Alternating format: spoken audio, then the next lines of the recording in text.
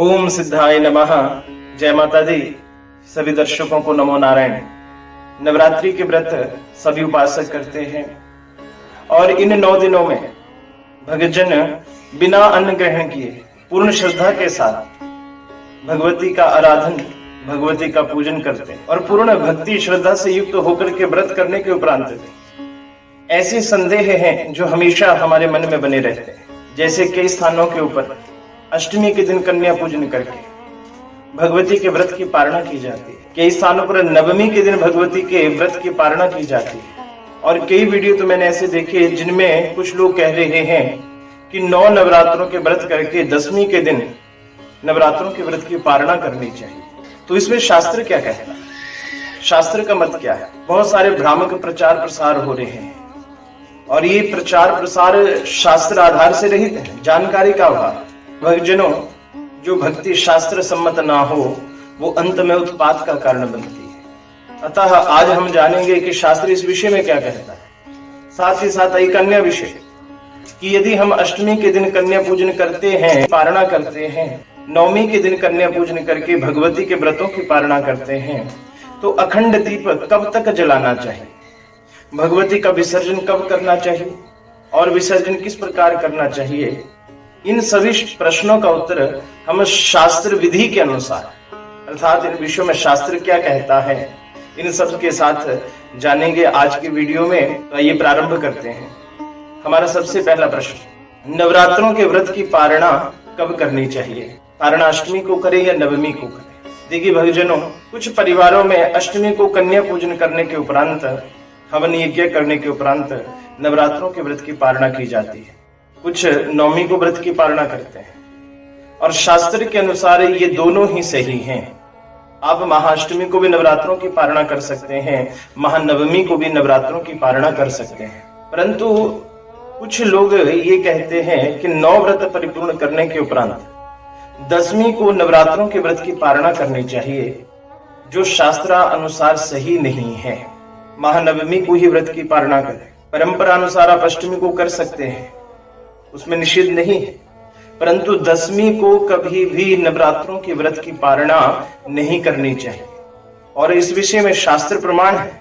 ब्रह्म पुराण में इस विषय में कहा गया है, 10वीं मिश्रिता यत्र पारणे नवमी भवेत दुख दारिद्र यदा ज्ञेया तथा व्रत विनाशिनी। ब्रह्म पुराण में ये प्रमाण दिया गया है कि कभी भी 10वीं के दिन नवरात्रों के व्रत की पारणा ना करें। 10वीं के दिन यदि आप पारणा करते हैं तो वो दुख दारिद्र्य देने वाली है और आपके पूर्व में किए हुए जितने भी नवरात्रों के व्रत हैं उन सब के फल को नष्ट करने वाली है। निर्णय सिंधु में भी इस विषय में ही एक प्रमाण आता है, आश्विने शुक्ल पक्षे तु नवरात्रम उपोषिता नवम्याम पारणम कुर्याद दस्म भी श्रिता न चेतः। अर्थात आश्विन शुक्ल पक्ष नवमी में ही नवरात्रों के व्रत की पारणा करनी चाहिए। शास्त्र सम्मत आपके प्रश्न का उत्तर ये है, आप महानवमी के दिन ही नवरात्रों के व्रत की पारणा करें। दूसरा प्रश्न पैदा होता है कि यदि महानवमी को व्रत की पारणा करें तो अखंड दीप कब तक जलाना चाहिए, नवरात्रों में देवी का विसर्जन कब करना चाहिए? तो इस विषय में शास्त्र प्रमाण क्या है? भक्तजनों, यदि आप अष्टमी को कन्या पूजन करके पारणा कर रहे हैं, नवमी को कन्या पूजन करके पारणा कर रहे हैं, तब भी अखंड दीप लगातार चलता रहना चाहिए। और ये अखंड दीप कब तक चले? देवी पुराण इस विषय में हमें आज्ञा प्रदान करता है, तथा प्राका पूजित्वा दशम्याम विधि पूर्वकम संप्रेषणम तु कर्तव्यम गीत वादित्र निस्वनैहि। अखंड दीप 10वीं तिथि प्रातः काल तक जलना चाहिए, क्योंकि देवी का आवाहन और विसर्जन कभी भी सायंकाल नहीं करना चाहिए। देवी का आवाहन भी प्रातः काल और देवी का विसर्जन भी प्रातः काल ही करना चाहिए, ऐसा शास्त्र का मत है। अतः ध्यान दें, अखंड दीप 10वीं तिथि तक प्रातः काल तक जलना चाहिए। इस समय में ही देवी का विसर्जन करने का शास्त्र प्रमाण कहा गया है। नवरात्रों के व्रत के उपरांत देवी का विसर्जन कैसे करना चाहिए? तो देवी पुराण कह रहा है कि 10वीं तिथि को प्रातः काल गायन वादन के सहित भगवती का विसर्जन करना चाहिए। प्रातः काल भगवती का पूजन करें, पूजन करने के उपरांत भगवती की प्रार्थना करनी चाहिए।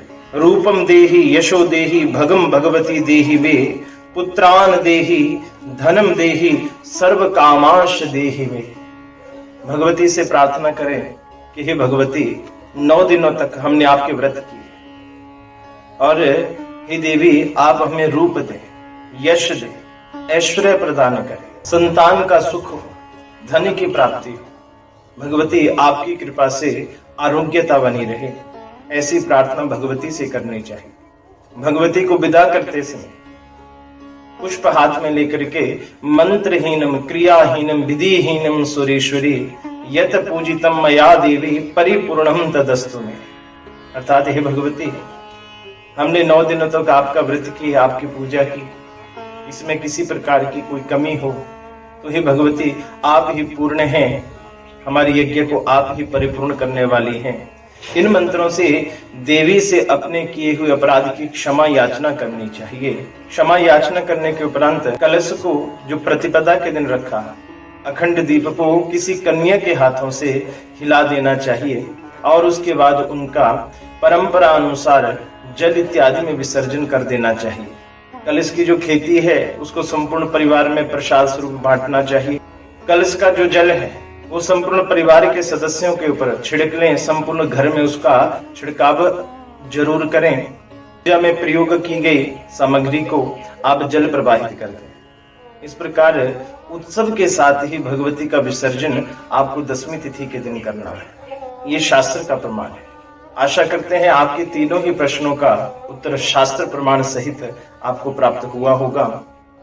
एक बार फिर से कहते हैं, नवरात्रों के व्रत की पारणा आप अष्टमी को कर सकते हैं, नवमी को कर सकते हैं, परंतु कभी भी 10वीं के दिन नवरात्रों के व्रत की पारणा नहीं करनी चाहिए। इसका शास्त्र निषेध करता है। अखंड दीप 10वीं तिथि प्रातः काल तक जलना चाहिए और देवी का विसर्जन भी आपको प्रातः काल 10वीं तिथि में ही करना शास्त्र सम्मत है। आशा करते हैं इस जानकारी से आप सब दर्शकों को लाभ प्राप्त होगा। सभी दर्शकों को जय माता दी, नवरात्रों की बहुत बहुत शुभकामनाएं। ओम नमो नारायण।